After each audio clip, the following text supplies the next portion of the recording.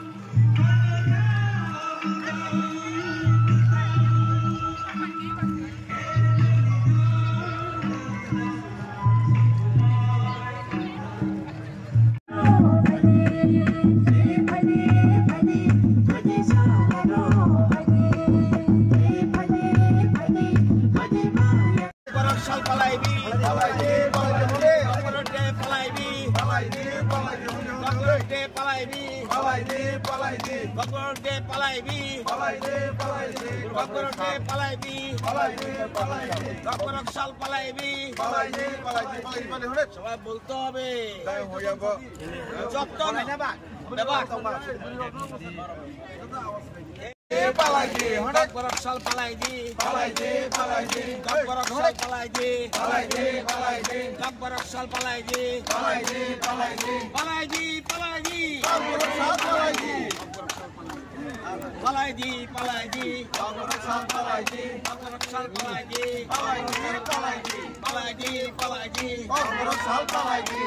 হবে আরো বেশি করে বলতে হবে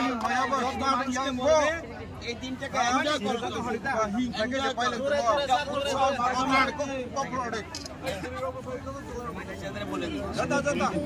আমরা এই ককবরক সাল উপলক্ষে রাজ্যবাসীকে এবং ককবরকভাষী লোকদের আমরা অভিনন্দন জানাই এবং এই দপ্তরকে অভিনন্দন জানাই। তারা আজকে ককবরক দিবসটি উৎসাহ উদ্দীপনার মাধ্যমে পালন করছে। আমরা জানেন এই 47 সাল ধরে আজকে 47তম আমরা ককবরক দিবস পালন করছি। এটা অত্যন্ত গুরুত্বপূর্ণ। মনে রাখবেন, একটা ভাষা, মাতৃভাষা যদি হারিয়ে যায়, একটা সমাজ হারিয়ে যায়।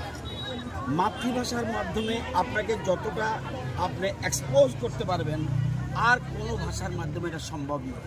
এই জন্য দেশের প্রধানমন্ত্রী প্রতিটি মাতৃভাষাকে গুরুত্ব দিচ্ছে এবং মাতৃভাষা মায়ের দুধের মতো।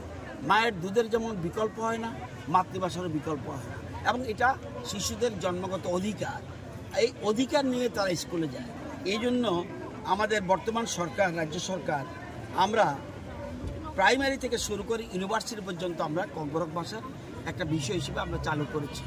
আপনারা জানেন ইউনিভার্সিটিতে ককবরক ডিপার্টমেন্ট একটা আছে এবং সেখানে পিএইচডি কোর্স পর্যন্ত হচ্ছে এবং কলেজে আমাদের সময় এই সরকার, রাজ্য সরকারের সময় আমরা 18টা পোস্ট প্রফেসরে নিয়োগ করেছি।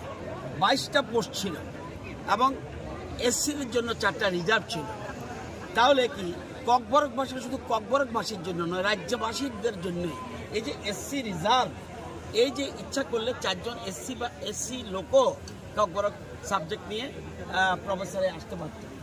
সুতরাং এই ভাষার আমরা প্রচার প্রসার, এটা আমরা বিকাশ, এটা আমরা চাই।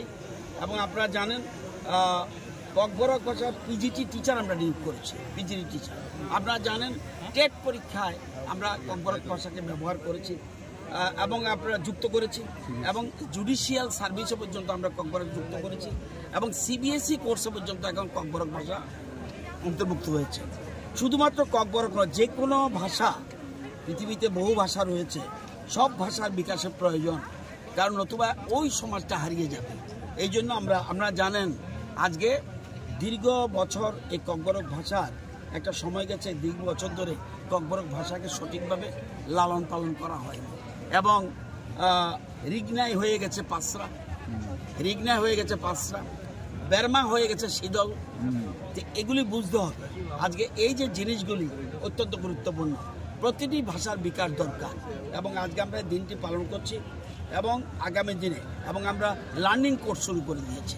আমরা ইচ্ছা করলে যারা স্কুলে পড়াবে টিচারদের পর্যন্ত যারা ককবরক ভাষী নয় বা ককবরক ভাষা জানে না তাদের পর্যন্ত ককবরক স্টুডেন্টদের কীভাবে টিচিং করতে হবে সেটা পর্যন্ত শিখেছে এবং এমপ্লয়ি যারা আছে তারা বিভিন্ন জায়গায় পোস্টিং হলো এবং কাঞ্চনপুর পোস্টিং হলো, সেখানে কীভাবে কথা বলবে সেই জন্য আমরা এমপ্লয়িদের জন্য কোর্স চালু করছি এবং অনলাইন কোর্স পর্যন্ত রয়েছে।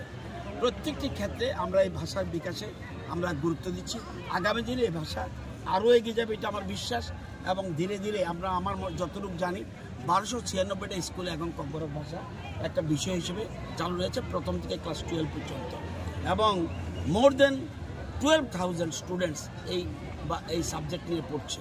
এবং আপনারা জানেন মাধ্যমিক পরীক্ষা দিচ্ছে ককবরক বিষয় নিয়ে এবং উচ্চ মাধ্যমিক পরীক্ষা ককবরক ভাষা দিয়ে, এবং এটার যে স্কোপ রয়েছে আজকে টিভি চ্যানেল হচ্ছে সেখানে পর্যন্ত তাদের সুবিধা রয়েছে। এই যে ঘরে ঘরে রোজগার আমরা বলি, এই রোজগারের এটাও একটা পার্ট। একটা ককবরক ছেলে যদি একটা চ্যানেল খুলে সেখানে ককবরক ভাষার লোক লাগবে, সেই জন্য এটা বিভিন্ন রকম স্কোপ রয়েছে।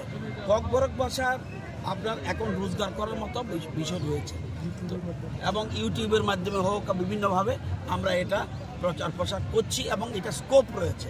তো সবাই এগিয়ে আসার জন্য, এবং এতে একটা ভাষা বিকাশ হলে রাজ্যবাসীর লাভ হবে।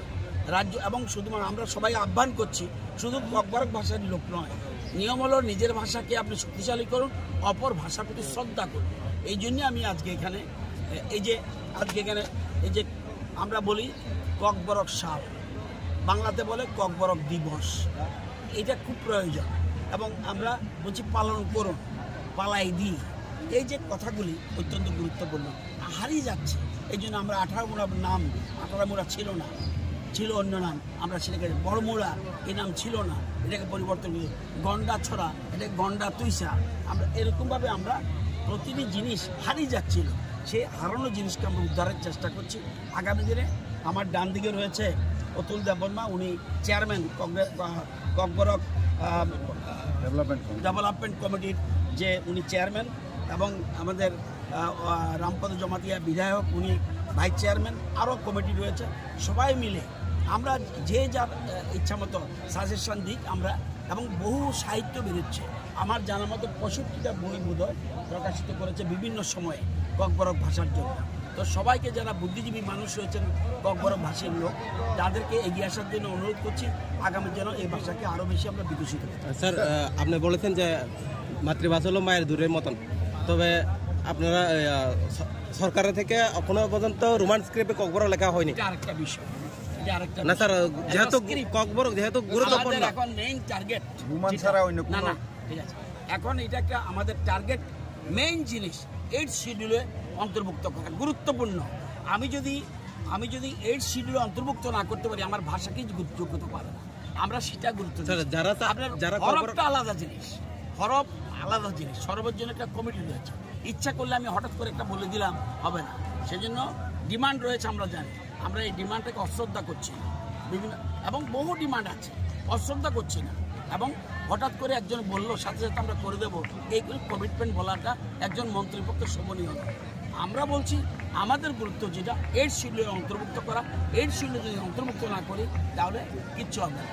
এই জন্য আমরা যে ডিমান্ডটা আসলে ভালো, যত বেশি ডিমান্ড আসবে আমরা চর্চা করতে পারি। স্যার, এই শিডিউলে অন্তর্ভুক্ত করতে হলে স্ক্রিপ্ট একটু প্রয়োজন হয়, তো এই ব্যাপারে কীরকম? সেখানে আমাদের সংবিধান অনুসারে আমরা করব। সংবিধান স্বীকৃত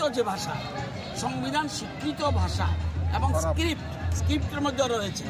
আমরা সাধারণত আমি বলছি, আমরা পারতে, আমি রোমানের কথা বলছি না, আমি পারতে কোনো বিদেশি ভাষাকে ফলো করবো না। আমরা জানেন ইংরেজি থেকে আমরা আজকে কর্তব্য পথ, আগে আমাদের রাজ্যে ব্রিটিশরা সন্ধ্যার সময় বাজেট অধিবেশন করতো, আমরা আমাদের সরকার আসার পরে এটাকে চেঞ্জ করে দিয়েছে সকাল 11টায়। তো সেই জন্য আমরা স্ক্রিপ্ট আমরা সংবিধান স্বীকৃত এবং দেশীয় ভাষার উপরে গুরুত্ব দিতে চাইছি। এরপরেও যদি আমাদের এক্সপার্ট কমিটিরা বলে এটা করার জন্য নিশ্চয় করবে। ঠিক আছে, থ্যাংক ইউ।